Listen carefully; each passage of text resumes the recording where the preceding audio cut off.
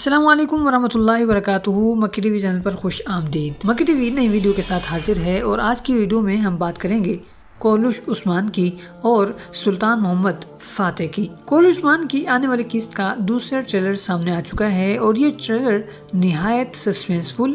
Action سے بھرپور اور شاندار قسم کے واقعات سے بھرا ہوا نظر آ رہا ہے۔ اس وقت سوشل میڈیا پر دوسرے ٹریلر کے آنے کے بعد سے دادا اور پوتے کی جوڑی کے بارے میں ہر طرف بات چیت کی جا رہی ہے اور بہت کچھ سیٹ ہو رہا ہے۔ اور کون سے دادا اور پوتے؟ یعنی ارطغرل اور اورحان۔ اگر آپ کو یاد ہو تو دلریش ارطغرل کا سیزن 2 دلریش کے 5 سیزنز میں سے بہترین سیزن تھا اور اس میں پہلی بار منگولوں کو دکھایا گیا تھا اور بھرپور انداز میں دکھایا گیا تھا۔ یعنی یہ لوگ پوری بے رحمی اور دشمنی کے تمام ہتھ کنڈوں اور تمام حدوں کو پھلانگتے ہوئے نظر آ رہے تھے۔ اور آپ کو یہ بھی یاد ہوگا کہ اس سیزن کے ابتدا میں ہی ارطغرل منگولوں کا قیدی بن جاتا ہے اور پھر اگلی 2-3 قسطوں تک وہ منگولوں کی قید میں ہی رہتا ہے۔ بھاگنے کی کوشش بھی کرتا ہے مگر ناکام رہتا ہے۔ مگر اس دوران ایک اور واقعہ یہ ہوتا ہے جو سب سے اہم ترین واقعہ تھا، جو اس سیزن کو یادگار بنانے کے قابل بن گیا تھا، اور وہ تھا ارطغرل کے ہاتھ میں کیل ٹھونکنے کا۔ اور بعد میں اس زخم کو جنگل میں رہنے والے ایک بابا جی، ایک کردار، اس کا علاج کرتے ہیں اور کافی دیر بعد تقریباً 20-25 قسطوں کے بعد جا کر ارطغرل جو ہے وہ اس زخم سے پوری طرح تندرست ہوتا ہے اور تلوار تھامنے کے قابل ہو جاتا ہے۔ اور اب صورتحال یہ ہے، یعنی آپ کمال دیکھیے کہ اب یہی چیز کوہلش عثمان میں آنے والی قسط میں دکھائی جا رہی ہے اور اس بار دادا کی جگہ پوتے نے لی ہوئی ہے۔ باقی وہاں بھی منگول تھے اور یہاں بھی منگول ہیں۔ اور ہم نے آپ کو گزشتہ ویڈیو میں یہ بات بتا دی تھی کہ آنے والا منگول کمانڈر نویان یا بڑے بڑے بالگائی جیسے بڑے بڑے جو دشمن آئے ہیں، بلکہ ان سے بھی 2 قدم آگے بڑھ کر دشمن اور بے رحم قسم کا ہو سکتا ہے۔ اور دیکھیے کہ ہماری یہ بات کتنی جلدی درست ثابت ہو گئی ہے۔ اور اب سوال یہ بھی ہے کہ اورحان ان کے ہاتھ کیسے لگا ہے؟ تو کارجہ حصار میں جیر کتائی کے بھائی نے حملہ کیا اور پھر اس کے بعد اورحان کو شکست دی اور پھر یہ لوگ اورحان کو اٹھا کر یہاں تک لے آئے۔ صورتحال یہ ہوئی کہ پوتے کو بچانے کے لیے جب اس کا باپ میدان میں اترتا ہے تو وہ بھی دشمنوں کے نرغے میں آ جاتا ہے۔ اس سین کی وجہ سے ہمیں امید ہے کہ آنے والی قسط کی ریٹنگ مزید بڑھے گی اور لوگ اسے مزید دلچسپی کے ساتھ دیکھیں گے۔ عثمان غازی کی صورت دیکھ کر ایسا محسوس ہوتا ہے کہ باقی قبیلے کی طرح وہ بھی زہر کا شکار ہوئے ہیں اور پھر تندرست ہو کر اپنے بیٹے کو بچانے کے لیے نکلے، مگر پھر وہ خود بھی شکار ہو گئے ہیں۔ یہ بات تو اب ظاہر ہے کہ آنے والا سیزن اورحان پر بنایا جائے گا اور اسی لیے اس سیزن میں اسے خاص اہمیت دی جا رہی ہے اور کافی سارے مناظر میں اسے بہترین انداز میں پیش کیا جا رہا ہے اور اس کی ذہانت و فطانت اور بہادری کو بھی خاص طور پر ہائی لائٹ کیا جا رہا ہے۔ اس لیے ہمارا خیال یہی ہے کہ اورحان کو اب خود بچنا ہوگا اور وہ اپنی ذہانت استعمال کرتے ہوئے نکل بھی جائے گا، اگرچہ یہاں پر صوفیہ اور اس کا ہمراز دوست لوکاس بھی موجود نظر آ رہا ہے۔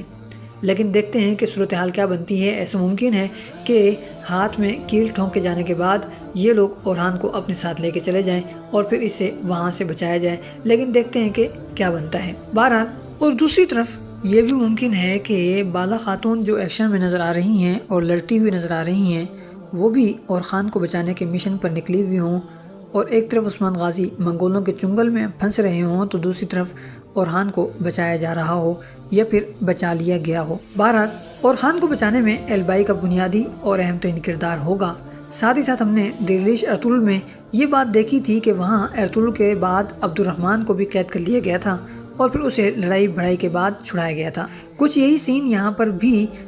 جیر کتائی کے بھائی کی صورت میں بھی نظر آ رہا ہے کہ وہ زخموں سے چور نیچے گرا ہوا ہے اور پھر یہ لوگ اس کے پاس جا رہے ہیں، لیکن یہ بھی ممکن ہے کہ یہ سب کچھ عثمان غازی کو پھانسنے کے لیے چارے کے طور پر استعمال کیا جا رہا ہو تاکہ اسے گرفتار کیا جا سکے۔ بہرحال آنے والی قسط میں کافی سارے غمگین قسم کے مناظر آپ کو دیکھنے کو مل سکتے ہیں اور عثمان غازی اور ان کی ٹیم مشکلات کا شکار نظر آنے والی ہے، مگر اس کے بعد جو قسط آئے گی اس میں بہت کچھ ایسا ہوگا جو ان تمام غمگین مناظر کا ازالہ کرے گا اور یوں عثمان غازی کو کافی ساری کامیابیاں بھی حاصل ہوں گی۔ اس کے علاوہ کوہلش عثمان کی آنے والی قسط کے بارے میں جو سب سے ہاٹ ٹاپک پہ چیز چل رہی ہے وہ ہے البائی کا جاسوس ہونا یا نہ ہونا، یعنی منگولوں کا جاسوس ہونا یا پھر نہ ہونا۔ گزشتہ ویڈیو میں ہم نے آپ کے سامنے بات رکھی تھی کہ البائی جاسوس نہیں ہے، اور اس کی دلیل کے طور پر ہم نے یہ بات پیش کی تھی کہ کائے قبیلے میں اب غدار پیدا ہونا بند ہو چکے ہیں۔ لیکن اس وقت یہ موضوع سوشل میڈیا پر ٹاپ ٹرینڈ کر رہا ہے اور البائی کے حوالے سے جاسوس ہونے اور نہ ہونے کے خیالات پیش کیے جا رہے ہیں۔ جو لوگ یہ کہتے ہیں کہ البائی منگولوں کا جاسوس ہے، تو ان کا کہنا یہ ہے کہ البائی کو ایسا محسوس ہوتا ہے کہ عثمان نے اپنے چچا دوندار کی طرح سنگرتکین کو بھی قتل کیا ہے، اور اسی وجہ سے وہ عثمان غازی سے بدلہ لینا چاہتا ہے، اور اسی لیے وہ منگولوں کا جاسوس بن کر قبیلے میں آیا ہوا ہے۔ اور جو لوگ یہ کہتے ہیں کہ البائی جاسوس نہیں ہے، ان کا کہنا یہ ہے کہ ڈیلی شیڈول کے سیزن 2 میں بھی کچھ ایسا ہی سین پیش کیا گیا تھا، جب نویان نے ارطغرل سے یہ کہا تھا کہ تمہارا بھائی سنگرتکین منگولوں کا جاسوس ہے اور ہمارے لیے کام کرتا رہا ہے۔ اور پھر سیزن کی کچھ قسطیں گزرنے کے بعد سنگرتکین ڈرامے میں شامل ہو گیا تھا، اور تب پتہ چلا تھا کہ وہ سلطان علاء الدین کا جاسوس ہے جو منگولوں کو ڈبل کراس کر رہا ہے۔ سنگرتکین کی کہانی اور البائی کی کہانی میں بس اتنا فرق ہے کہ سنگرتکین کی کہانی شروع سے شروع کی گئی اور پہلے سے بتایا گیا کہ وہ آنے والا ہے، جبکہ یہاں سسپینس پیدا کرنے کے لیے کہانی کو درمیان سے شروع کیا گیا ہے کہ البائی کو جاسوس دکھایا جا رہا ہے، حالانکہ وہ منگولوں میں اسی لیے اندر گھسا ہے کہ وہ عثمان غازی وغیرہ کے لیے جاسوسی کر سکے۔ یہ تو ہوئی البائی کے حوالے سے بات چیت۔ جہاں تک بات ہے کورلوش عثمان کی گزشتہ قسط کی ریٹنگ کی، تو کورلوش عثمان کی گزشتہ قسط کی ریٹنگ میں اضافہ ہوا ہے اور ریٹنگ 7 کے ہندسے تک جا پہنچی ہے، جو ایک اچھی علامت ہے۔ اگر بات کی جائے سلطان الفاتح کی، تو شاہی توپ تیار ہو چکی ہے اور یقیناً آنے والی قسط میں اسے استعمال بھی کیا جائے گا، اور چونکہ گزشتہ قسط میں سلطان کی بحریہ کو زبردست نقصان پہنچا ہے، لہٰذا آنے والی قسط میں قسطنطنیہ کے لیے جو مدد آ رہی ہے وہ سمندر برد کر دی جائے گی، اور یہ بھی ممکن ہے کہ اس کام کے لیے شاہی توپ کو استعمال کیا جائے۔ دوسری طرف سلطان الفاتح زمینی حملہ بھی کرنے کو تیار ہیں، تو جہاں تک شاہی توپ کی بات ہے تو شاہی توپ کو استعمال تو کیا جائے گا، مگر جیسے کہ قسطنطین تک یہ بات پہنچ چکی ہے کہ کل سلطان فاتح کی فوج حملہ آور ہونے والی ہے، تو وہ پہلے سے اس حملے کے لیے تیار ہوں گے، اور اسی وجہ سے یہ حملہ پسپا ہو جائے گا، یعنی ناکام ہو جائے گا، اور زمینی راستے سے جتنی کوششیں ممکن ہیں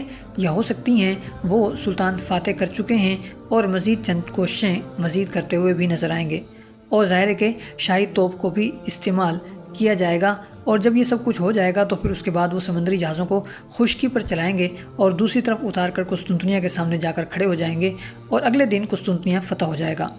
ممکن ہے کہ آنے والی 1-2 قسطوں میں آپ قسطنطنیہ کو فتح ہوتے ہوئے دیکھ سکیں، یا یہ بھی ممکن ہے کہ 30ویں قسط آخری قسط ہو، یعنی اس سیزن کی آخری قسط ہو، اور اس قسط کا اختتام کسی سسپینسفل منزل پر یا موڑ پر کیا جائے، اور قسطنطنیہ کی فتح آنے والے سیزن کی ابتدا میں یعنی شروع میں دکھائی جائے۔ جہاں تک بات ہے سرحد پاشا کی، تو ہمارا خیال ہے کہ جلد ہی اس کا راز ظاہر ہو جائے گا، لیکن اس قسط کی ابتدا میں تو بہرحال نہیں۔ دوسری طرف اس نے اپنے پنٹروں کو یہ کہا ہے کہ بھائی تم لوگ کوئی ہلچل کرو تاکہ جو شک مجھ پر ہو رہا ہے وہ ختم ہو جائے، مگر وہ لوگ بھی پکڑے جائیں گے اور پھر اس کے بعد سرحد پاشا کا راز ظاہر ہو ہی جائے گا۔